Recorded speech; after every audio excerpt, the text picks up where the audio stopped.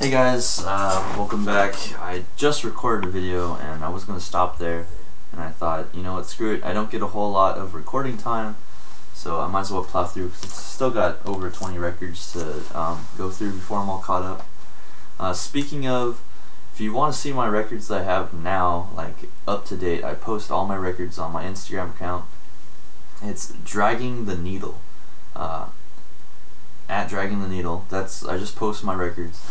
My personal Instagram account that I use for everything else is In the Depths. I call my own. I'll put them in the description in case anyone's interested. But I post all my records like current because I had someone mention to me that like, hey, what happened to the videos? So just throwing that out there. Let's go ahead and jump back into it right where we left off. We have Dance Gavin Dance. Whatever I Say is Royal Ocean, and this is their debut EP, and I really like it. I like Dance Gavin Dance, their early stuff, a lot. This is on white vinyl, and as I said, they're pressing each one individually from the box set, so I've been picking them up as they come. He just looked at the camera. But yeah, so I'm really happy that they did that. Just keeping them coming. Next up is one I picked up at Hot Topic, Every Time I Die. Hot Topic has it on this translucent yellowish orange, gold, whatever you want to call it. Looks pretty cool. I would have preferred the purple variant. I really thought that was cool. But you know, it's just a color. And this one was easiest, you know, it's like available to me, so I might as well pick it up. Really awesome record. The track More is really cool. M-O-O-R. Check it out. The rest of the album's really good, really heavy, but More in particularly like blew me away.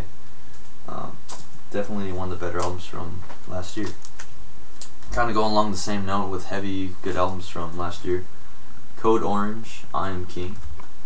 I had not heard Code Orange before. They were previously known as Code Orange Kids, and I guess they decided to take the kids part out so that they can be taken more seriously or whatever. But this is some really brutal stuff, really brutal. If you're into heavy like shit and you haven't heard this band, check it out. It looks really cool with the cover because it comes on this really sick green that matches the lettering. By the way, if you get these Blake sleeves, I recommend getting the ones without the flap. It's very irritating. I have been in the process of replacing them to get the flapless ones. Blake sleeves are great, they look great, but the flaps are just a hassle. They sound like a good idea at first. Anyway, getting a little off subject. No Machine, another In the Clouds Records release. They do a lot of obscure stuff, and they released this, and it was only on sale for 24 hours. So it was only $5, and out of curiosity, I picked it up. This is No Machine, and it's die cut, so the paper just slides in there like that, and it makes the image. And it's a 5-inch vinyl. This is exactly the size of a CD. A CD is a 5-inch diameter. It's pretty cool. I mean, it only has a 43-second song on it or whatever. On both sides, it's the same track, but it's really interesting. And the fact that it was only sold for 24 hours is kind of cool. And what's cool is that the funds that were used, that people bought on this stuff, it all went to No Machine doing their first EP, which is cool. Like, yeah, like buying a little 5-inch and helping the band get their first EP out, that's awesome, for sure. Next one, Matty Mullins. I think it's just called Matty Mullins. It might be Only Love Will Save because that's what's tattooed on his fingers on the cover. I got this one because the vinyl variation looked really cool, and it is really cool. I can't do justice in the picture because of the lighting being so weird. But as you can see, there's some blue, some tan. Looks like an eyeball. This side's much easier to show you guys. And it looks really cool. And I don't know, I like Memphis Mayfire. I thought this would be cool. I wasn't too big a fan of their most recent record. It is a bit worshipy for my taste. Like, I don't think that's a bad thing, but for me, listening to it's just different. But basically, he did the side project, I guess, because it got received by their fans and critics negatively. He wanted to do his own thing where he can get his worship out of his system. And then you might be saying, why would you get this if you didn't like listening to it? And the answer is the vinyl color was cool. I didn't want it to sell out before I even heard it. There wasn't a single out. There was nothing to judge it by. Unfortunately, I don't really like this record. I haven't really listened to it. I mean, it's cool, you know. I mean, it's his own thing, but really, a lot of the songs just aren't really built too well. Like 99% Soul is just this really poppy song that just, if you're coming to this record because it's Matty Mullins from Memphis Mayfire, don't. Because this is totally different from Memphis Mayfire. There's like no connection at all other than Matty Mullins himself. I mean, which isn't all a bad thing. Like, don't get me wrong. Check it out if you like Matty Mullins. But yeah, the Contortionist language. Pick this one up. Basically off a recommendation. I'm not like super into it, but there are a few tracks that are really cool. It comes on a really cool navy blue, orange smash. The other side is more orange than blue.